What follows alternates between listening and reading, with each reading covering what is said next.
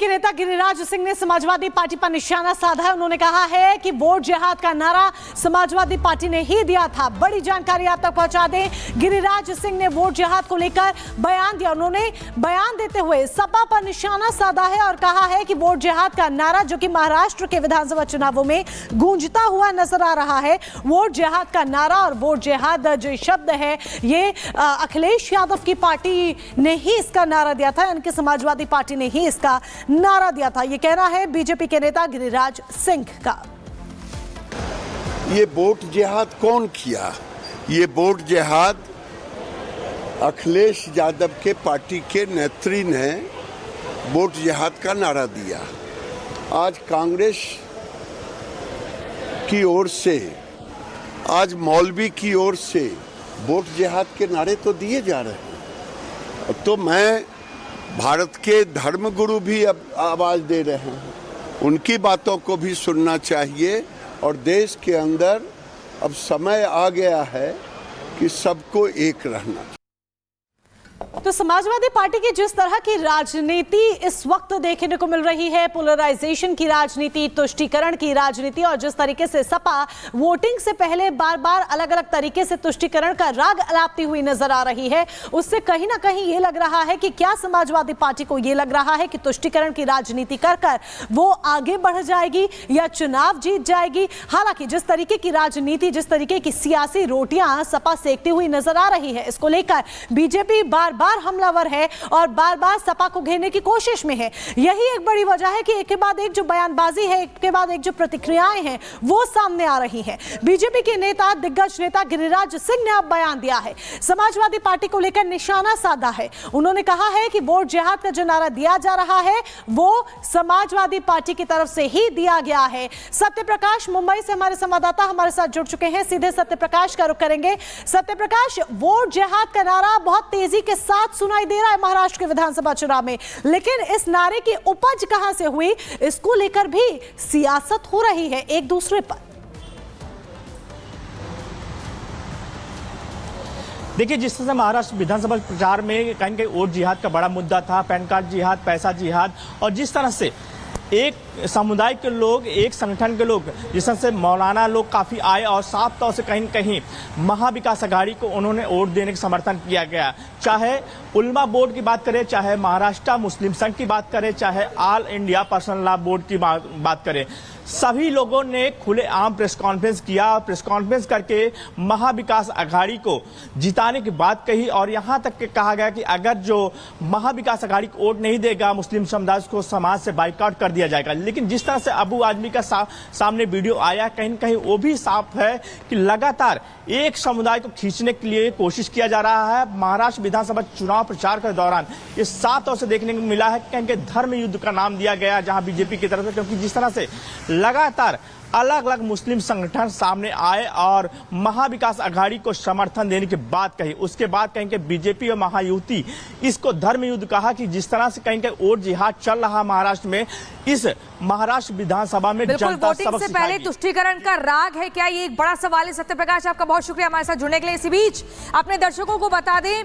ओवैसी भाइयों के विवादित बयान के बाद संतों में भारी नाराजगी देखने को मिल रही है और ऐसे में संतों ने ओवैसी भाइयों को खुले तौर पर चेतावनी दी है। आखिर पूरी खबर क्या है, इस रिपोर्ट में देखिए। 15 मिनट 15 सेकेंड लगेंगे ओवैसी। 15 मिनट अभी आपके 15 मिनट नहीं, हम आपको 15 दिन देते हैं। आप अपनी पूरी तैयारी के साथ आइए, आपकी चुनौती हमने स्वीकार कर ली है।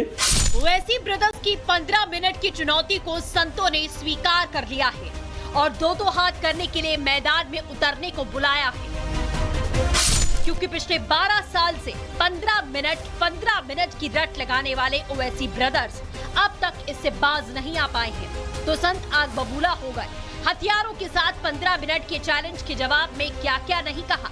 हमारे ऋषि मुनियों ने जो है शांति का पाठ पढ़ाया है, लेकिन अगर कोई अशांति से समझने की कोशिश करता तो अशांति में हमारे यहाँ शास्त्र भी है और शस्त्र भी है। तो शस्त्र में जो है उद्धार करने की भी देर नहीं, अब तो सब चैतन्य स्थिति में है। समस्त देश के युवा भी और बुजुर्ग भी, संत भी, मातृशक्ति भी। ये ओवैसी जैसे कीड़े मकोड़े, इनकी क्या औकात है, क्या विसात है, ये जो हैदराबाद में रहकर ये हैदराबाद में रहकर ही वहाँ पर बोलता है, वो वापस जाके अपने दड़बे में घुस जाता है। अगर तेरी इच्छा हो तो केवल हैदराबाद के हिंदुओं से निपट के बता दे। हिंदुओं को 15 मिनट पुलिस हटा लो फिर हम दिखाने की धमकी अकबरुद्दीन ओवैसी ने 2012 में दी थी। लेकिन महाराष्ट्र चुनाव में एक बार फिर से ओवैसी भाइयों ने 15 मिनट का राग अलापना शुरू कर दिया है। ओवैसी ने महाराष्ट्र में चुनावी सभा के दौरान 15 मिनट वाले बयान का जिक्र किया था, जिसके बाद ये विवाद बढ़ता ही जा रहा है। हम 25 कौड़ है ना, तुम 100 कौड़ है ना, ठीक है, तुम तो हमारे से इतने ज्यादा है। 15 मिनट के लिए पुलिस को हटा लो, बता लेंगे किसमें हिम्मत है, कौन ताकत है। अभी टाइम कितना है? हाँ 15 मिनट है अभी। Very sorry, very sorry.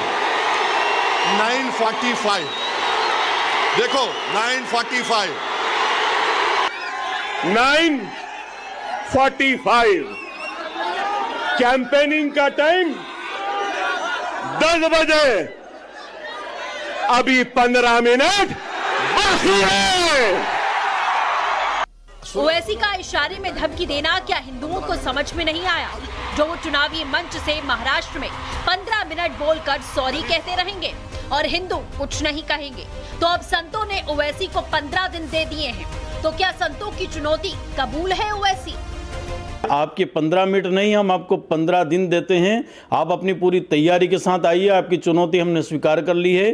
तुम वही देश में रहने वाले वो सपोले हो, मुगल सपोले हो, भारत में रहकर इस तरह की बातें करते हो। महाराणा प्रताप की संतान क्षत्रिय इस देश में मौजूद है, वो तुम्हारा विनाश करने के लिए कभी भी शस्त्र उठा सकते हैं। सुनो ओवैसी, आप 15 मिनट के लिए मांग रहे हो टाइम, हम 5 मिनट के लिए काफी है। हमारे देश भर में इतना नागा संत है, संप्रदाय के संत लोग है, 5 मिनट में आपका काम तमाम होने के लिए ज्यादा समय नहीं लगेगा। 15 मिनट बनाम 15 दिन, अब लड़ाई ओवैसी ब्रदर्स बनाम संत होती जा रही है। लेकिन वोट बैंक को खुश करने के लिए हथियारों की नुमाइश दोनों ओर से, ये उकसाऊ काम कब बंद होगा? Bureau report, Republic Bharat. देखिए, महाराष्ट्र में चुनाव से पहले जबरदस्त तरीके से घमासान देखने को मिल रहा है। बहरहाल खबरों में आगे बढ़ते हैं, बात छत्तीसगढ़ की कर लेते हैं, क्योंकि इस शुक्रवार को जुमे की नमाज के बाद छत्तीसगढ़ में जो तकरीर दी जाएगी हो सकता है वो सबसे अलग हो।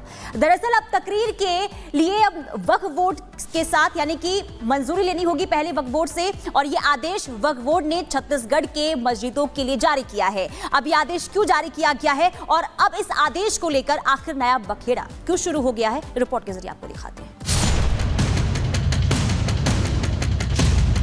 छत्तीसगढ़ वक्फ बोर्ड का नया फरमान,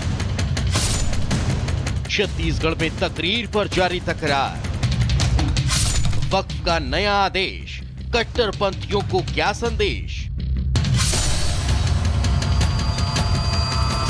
छत्तीसगढ़ वक्फ बोर्ड ने राज्य में मौजूदा तमाम मस्जिदों के मौलानाओं के लिए नया फरमान जारी किया है। वक्फ बोर्ड ने मस्जिदों के लिए जारी किए गए एडवाइजरी में कहा गया कि छत्तीसगढ़ की मस्जिदों में तकरीरों से पहले मौलाना को वक्फ बोर्ड के अध्यक्ष डॉक्टर सलीम राज से अप्रूवल लेना पड़ेगा।